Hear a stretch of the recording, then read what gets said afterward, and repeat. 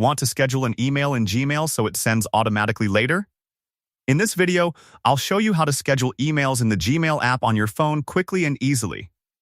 First, open the Gmail app on your mobile device. Once the app opens, tap on the Compose button at the bottom right corner to create a new email. Now enter the recipient's email address in the To field. After that, type your subject line and write the message you want to send. Once your email is ready, tap on the three dots icon in the top right corner of the screen. A menu will appear. From here, tap on Schedule Send. Now Gmail will show you a few quick options like tomorrow morning, this afternoon, or Monday morning. If you want to choose your own time, tap on Pick Date and Time. Next, select the future date and exact time when you want your email to be sent automatically. After choosing the schedule, tap on Save. And that's it.